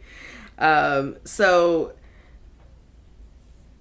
all of the energy types, you can use your emotions as guides. So we had, our previous types, frustration, and then frustration, anger, or impatience. Those are kind of the energy guides for, or the emotional guides for our generators or manifesting generators. And for projectors, your emotional guide is bitterness. So interesting. So bitterness arises when you are depleted. Likely from trying to keep up with generators. You don't have that same sustainable energy, y'all. Right. So it is a signal that it's time to replenish your energy. You get bursts of energy, which allows you to accomplish a lot in a short period of time. You're also able to absorb sacral energy from others, but it's not sustainable. You need to schedule rest and know when enough is enough. This very much sounds like an air sign. I'm just saying. It really does. Like you're just doing all this stuff, and one, you don't even have the energy to keep up with these other people. You've got nothing to sustain you. Go. Right. You don't have the same. You're not made the same. And just understand it. Like, if we just all understand, like, sometimes we just different. We have different needs. Right. So, projectors, y'all just need to go lay down and rest. I wish I was a projector. Right? I want to rest. I got all this energy. Right. That's for work. I don't want to work. Great. I'm not in alignment. I know. It's my fault. It happens. I mean, it's part of this world we're trying to navigate through, or this society so for our projectors, your strategy is, rather than initiating, your strategy is to wait to be invited. So when you live your Okay. strategy, life flows. Wait before you share your wisdom. Even though you intrinsically know how to advise others, if you aren't invited to share your knowledge, it will fall on deaf ears. Oh. Okay? Like, look, nobody asked you. No. I'm wondering if some people in my life are projectors. Always inserting those wisdoms. I didn't ask for that. Listen, I definitely think I have at least one projector in my life. Perhaps. And, with much love, that is said, but yes. Yes, of course. Of course. So the energetic exchange has to be there. So wait to be invited to big life decisions such as friendship, romance, career and work opportunities, and where to live. You might fear that by waiting, no one will ever invite you. But don't worry. Your aura does all the talking. So, okay, the auras are talking in here in the human sign. Okay. So a projector who waits will be asked by the right people who value their wisdom. And so that is the key right there. It's like, if you wait on your people. There are people that are going to appreciate those things. See, that's so fascinating. Because I feel like this is such a good way to like think about interacting, because I feel like so many people do just like kind of let life happen to them, but they might not be projectors, so they might not be putting that energy out in the world. Yeah, man, this is fascinating. I love Isn't it? It's fascinating. I'm telling you. So, okay. So the goal for projectors is to find your people. Find your niche. You are not here for everyone, okay? I'm not for everybody. Right. So each projector is here to manage, guide, and direct a specific group of people. Trust that they will invite you to share their wisdom in their lives. Don't waste time with those who are not your people. Just don't even do it. You're too valuable. Just don't waste your energy. Protect your energy. All right. Protect it. Right. Yes. Don't try to get recognition from people who don't see you. They don't deserve you, and you risk burning yourself out. And that's a word. Like, That's spinning your wheels. Activate your self-worth. If you don't find yourself valuable, why should others? So that's big. Like, protect your energy. Like, love yourself. Like, look, just know what your thing is and find your people. I feel that. Yeah, I like it. It's like, it's a word. Preach. Like, absolutely. Right. So, decision making for projectors. So, you want to talk your decisions out with trusted people. Essentially guiding yourself, but talking with other folks. Don't worry about what the other person is saying. It's the act of talking it out. Now, I don't know about the don't worry about what they're saying. Yes. So, like, don't disregard what they're actually saying. Do it, but just don't worry about them. They don't. It's like, I mean, you can talk to yourself. You just need to talk it out. Like, I don't know about just, like, not listen to it. Give them something. I understand that maybe they're not the final authority, but, like... Yeah, please. Okay. That just really tickled me. But... talking your out, hearing your voice, hearing your own, like, your own guidance, if you will, that gives you the answer you need. So you just gotta, talk it out. Which makes sense. Again, projectors, they gotta put it out there. Put it out there. Exactly. Yes. So I'm gonna ask you a question. We have 2 more groups. Okay. Do you want to take a quick break? I know I'm looking at our time. Yeah, I think I'm good. We can. Do you want to? Do you want to take a break or? Yeah, we can keep rolling through it. Sorry, I just realized how dark it was. You can't even see me. Sorry. Shelby's like, it's setting the mood over there. I was looking at the outline, not at the camera, and I was like, oh, it literally looks like I'm in the dark. Let's roll through it. No, I'm good to keep going. I just, I was like, I just want to just check in. Like, okay, we're good. We're good.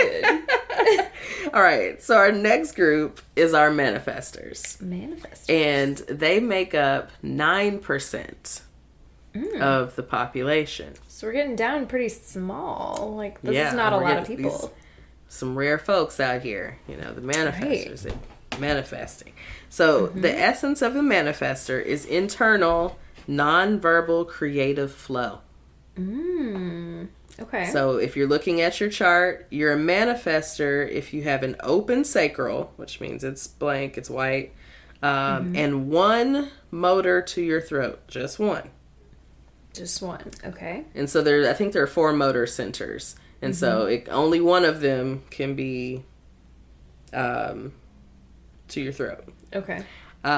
So your energy will come in bursts, and then you will need to rest and retreat in between. So another energy type that, rest is really going to be important for y'all. You do not have this sustainable energy that generators and manifesting generators have. You're going to need, to work within those bursts of energy, and then you need to retreat and take care of yourself. So your gift as manifestors is initiating people into change and transformation through your creative flow. You're here to have an impact and to experience creative freedom. You possess the energy to initiate and bring your vision into reality. So very much, manifesting, some real right? leaders. Yeah. You see some things and then you can literally just go do. And that's a real gift, because I'm like, I can see a lot of things and I'm like, I don't know how to make that happen. Right. Exactly. But I have a vision. It's a great vision, but I don't know how to go and make those things happen. So manifestors are, out here getting it. So on our emotional guide, so anger, if you remember our manifesting generators, they had frustration and anger. The anger piece comes from the manifesting part. So for this, anger is a sign of creative disruption. It's not about activating full flow of creative power. It's meant to give you a signal so you get back into alignment. Right. So I could feel that. Like when I'm creating, it's very frustrating to be interrupted. That flow piece feels. Yeah, there's something to that. Yeah, I gotta be able to finish out, because I don't even know if I can get back to it in the same way if I'm interrupted. Right. So there's a lot of pieces that kind of feel familiar, but So anger is something to pay attention to if you are a manifestor. That's going to be something like, oh, something's not in alignment here. Let's jump back. Okay. So getting into your strategy, again, this pulls from this other piece. Your strategy is to inform. You're going to inform those who you will impact with whatever you decide to do. Now, here's where it's important. You don't have to get their approval. You just need to let them know what you're doing. Just giving you information. Just information. That's right. It will create the path of least resistance. Okay. When you inform, you decrease the resistance, and therefore your own anger and the anger of others. Okay. So I hear that coming in strong for manifestors and manifesting generators. The informed piece is listen, I understand what you're saying. You feel like you don't have to tell nobody, but also, if you don't tell anybody, they're gonna be mad. So, if you just go ahead and just nip it early. Just let them know, nope, this isn't this. It's not up for discussion or whatever. But I'm just letting you know. Yeah. So that's our path of least resistance for manifestors. So flow is an important thing as far as our manifestors. And so y'all are unique.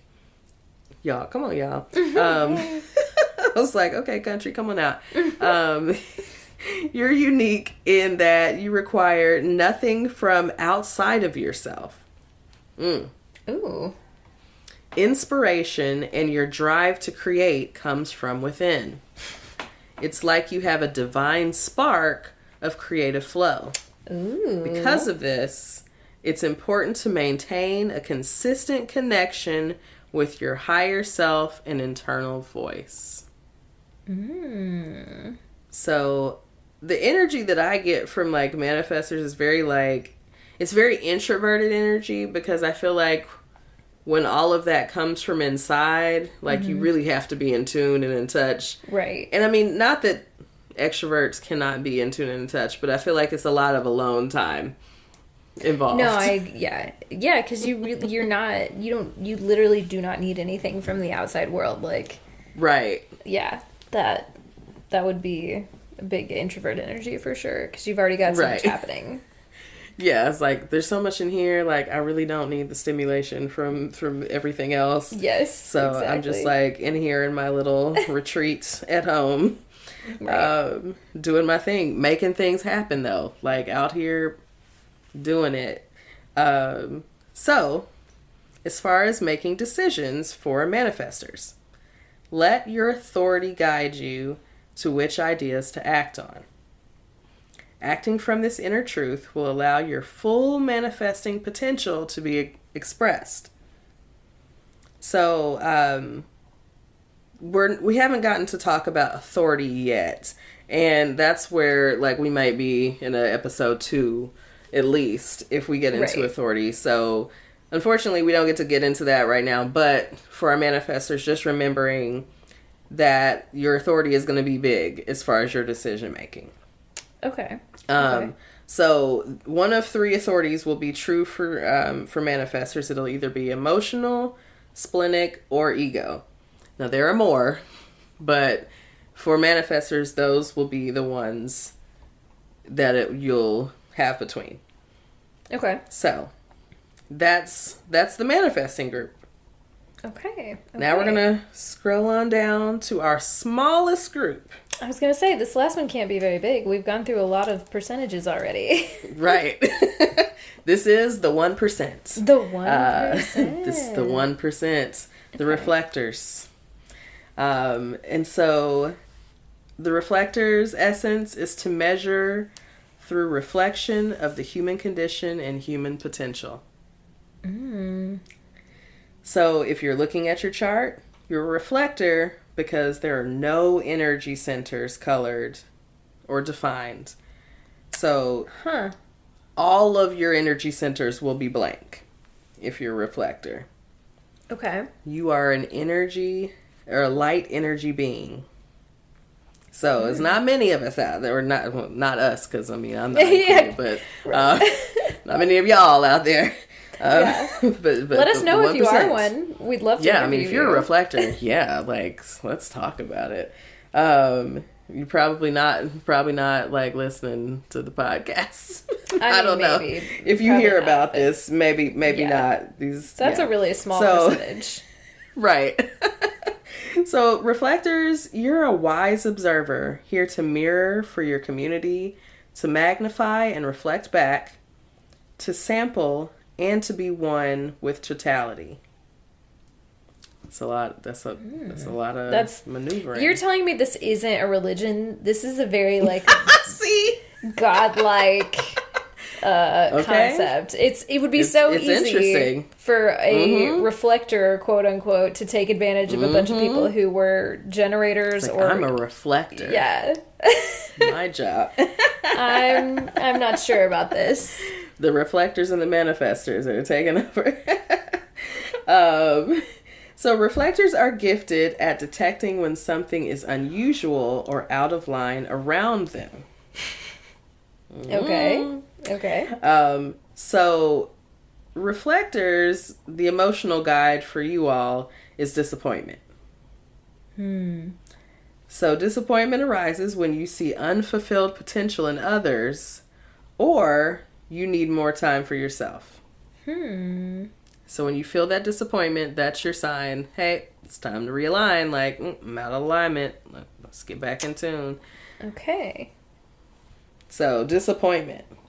Now that's interesting. Like, so, but I mean, I guess it makes sense. Like, if it almost feels like this, like, utopian society. It does. You know? It does. You know, and so you have these reflectors. It makes me think about, like, Did you read The Giver? I'm like, this is gonna make me old. Yes. No, okay. no. So, I think they still read that in some schools. yeah, okay, Yeah. okay. Because, like, I really connected with The Giver as a child, and I was like, this sounds great. Like, I don't know. Weird. And then it didn't sound great. And I was Utopia? like, oh, yeah. I was like, oh, yeah, this sounds nice. But this very much, like, the reflectors gives me The Giver, you know? Yeah. Like, I'm here to hold all the memories of the past and, like, and advise about how to move society forward, you know, that Right. whole piece. That makes Yeah. sense. Yeah. And so being disappointed in, like, unfulfilled potential in others, I'm like, ooh. I'm like, I don't know, maybe it's my Pisces. It's just like, that feels like judgment. It does. It does. It's like, I don't know about it. But so the strategy for reflectors is to wait a full moon cycle. Okay. Wait a full moon cycle before you. So you are taking Your sweet time. long times before you're making decisions like this. So reflectors are lunar beings. This makes you sensitive to the moon cycles and the cosmic environment. Like the moon, you have a subtle glow with a powerful influence. Focus on the present moment, who you are today. Being so connected to the moon, you may feel like a different person every day. As a lunar being, your strategy is to connect with the lunar cycle. And so this means waiting 28 days to make decisions. That's so long. Use this time. It's a long time. I mean, that feels, I mean, like, I'm only making how many decisions I gotta make? I gotta wait a full lunar cycle. Like, we got a lot of things. You just, like, put every decision off, and then during moon cycle time, you're like, okay, check, check, check, check, check, or... Right. It's like, oh, it's the full moon. Like, now, okay, all these decisions, you know, Right. all right, we're coming up on the 28 days. All right. It sounds so interesting, but I guess, you know, I don't have the understanding of someone I don't know, like, Yeah. it doesn't connect. It just doesn't connect. It's never that. I mean, I'm fastest way to everything, so, like, none of this is resonating with me personally. It's like, look, we have the sustainable energy. We're going and we're going. It's like, wait, 28 days? Like, we're asking each other yes or no questions over here. Like, yes, no, yes, no. Like, you're like, wait, a moon cycle. Okay. So, look, I'm getting myself off track. But using that time to talk about it with your friends, like trusted friends. And I would think, you know, as a reflector, it seems like, you know, that wisdom and, you know, if you have to make things, you know, these decisions so slowly, I would think, you know, friendships are probably things that are, you know, people that you've really thought long and hard about who's in your life. Yes. And so, it's probably having hard those to connect conversations. with new people. Like, you really just have someone in your life forever and ever and ever. Yeah. So the goal for our reflectors is to find a healthy community. See, key. There you go. Healthy community. You can't change what's inside you, but you can change your environment. All right? Okay. It's important for reflectors to find the right environment and community to call home. Too much time in an unhealthy environment can make them physically sick. And also, you need to learn to detach from the energy you're constantly absorbing from others. Okay. So that kind of gives me some like empathic energy too, like, you know, empath stuff. Definitely. Like you gotta learn how to cut that off. ESP like, kind of, you know. Yes, like absorbing all that energy. Like you gotta learn how to detach that stuff. And like the environment is huge, like huge. You cannot be in an unhealthy environment if you are a reflector. Right. So, and maybe no one, but like maybe they're the most sensitive to the environment. Yes. So for reflectors, when we're making decisions, while you're waiting your moon cycle, a consistent peer group is important because they are going to help you make those decisions. So you need, I guess what you need is that full moon cycle to talk to these people and really talk these things through. Mm-hmm. So you need a month to get that going. That feels like a lot. It just feels like a lot. Every decision you can rest assured they've made. It's gonna be a good careful. One. Yep. Right. It better be after that long. Listen, I was like, if we've still made a bad choice, or an unhealthy choice. Here we go. Yeah. An unhealthy choice after a moon cycle. Like, what are we doing? So discussing your options with friends. Look, we're at the point where the annoying train is out. It's so excessive. It does not need to be honking excessive. that much. I'm telling you, it's like, okay, let me just wait. I feel like we should play like a drinking game or something where whenever we hear the train honk, either at your house or my house, we gotta like take a drink. Yes. Hey, look, and the listeners. Right. Everybody take a drink when you hear the train horns. If you hear Keith bark or Kima bark, you take y'all are something else. Like, plastered out here. Right. Be careful. Be careful. Oh, okay. Like we are finishing up, y'all. We're finishing up. We're getting there. So again, for our reflectors, discussing these options with your friends allows you to reflect your decisions off of them. This is part of your process.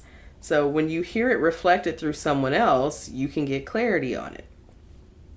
For you, clarity only comes externally, because if you remember, everything, all of those centers are open for reflectors. Right. So they really do need to like bounce those things off of other people. Right. To kind of get that clarity. So yes, it only comes externally. Take your time. Don't allow anyone to rush you. You will suddenly have clarity, a knowing deep inside if the offer was right for you or not. So, reflectors. Wouldn't it be nice to have after all that talking? Yeah, knowing. I mean, I guess if I waited that long to make every decision, I feel like I'd just get very frustrated. As a manifesting generator, you can have that feeling. But what is your strategy? To go quickly, as fast as possible, to have them ask me yes or no questions. Is this a good idea? Yes, no. No. Yep. Okay, we're doing Wait it. for a response. That's right. you just have to have something to respond to. And then the other part is to tell whoever is involved. Inform. Whatever you're inform. Not explain. Not justify. See, that's... None of that. Yeah, Ask for approval. That's my problem. I do it, I make the decision, and then I try to explain it, and it's like, no, I don't need to do that. No explanation needed. Just like, nope, this is what's happening. Exactly. I'm informing you. I'm letting you know. And you're lucky I did that. And you're lucky I let you know something. We'll just be dipped off here to the side. Okay. So yeah, y'all. So all of that, right? That was just the first level.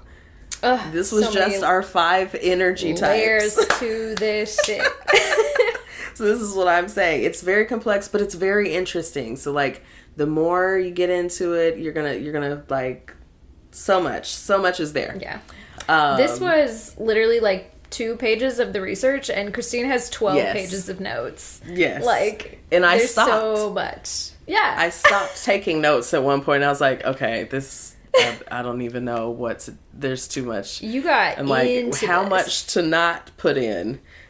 Yeah. But it's like, even what's there is really, it's still very surface. Like, it's still like, I really was trying to just get the core, but the core, still extends beyond those 12 pages. Right. And that's before you get into all the little numbers and lines and gates. Like, that's before you get to any of that. Well, I say we make this into a series. This was very interesting. Yes, I know we've got plenty of astrology topics to cover that are not related to human design, but I don't know. This is cool. I'm down for it. So yeah, I mean, if y'all pull your body graphs, let us know about it. Like, let us know what you're seeing. I mean, it's gonna be a lot. It probably looks overwhelming at first. Just please stick with, reading your energy type. Yeah. Yeah. Please tell us if you're something rare. If you're projectors is 20%. If you're a manifester. Or a reflector. Reflector. There we go. Yeah. Those are our top 10% right there together. And then we have the one, like, reflectors, the 1%. Fascinating. So, now, would you like to take a break? Yes. Before we come back and wrap the show? Let's take a quick break, and then we'll come back with the spell out, and we'll get out of here. All right. All right, y'all. We are back to wrap up the show. So, wrap it up.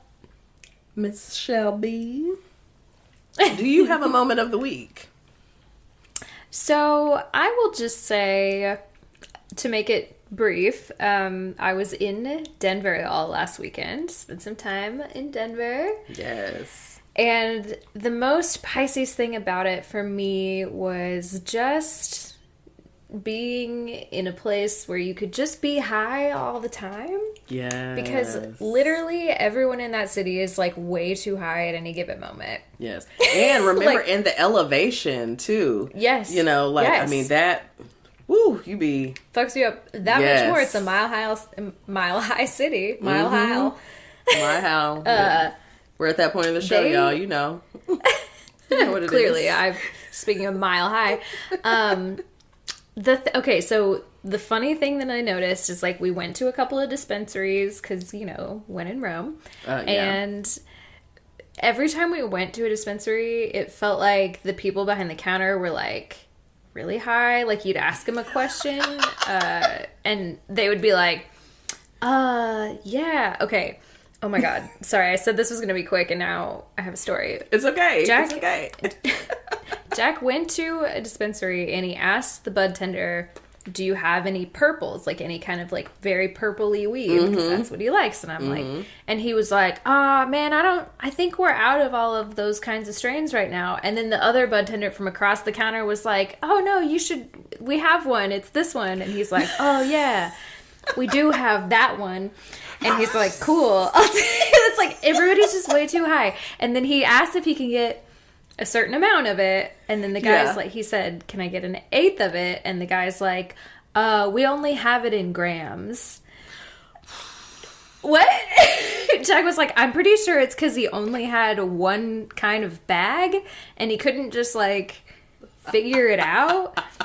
And it was like, all right, that man was high. Ooh, when you are too stoned to God work. forbid...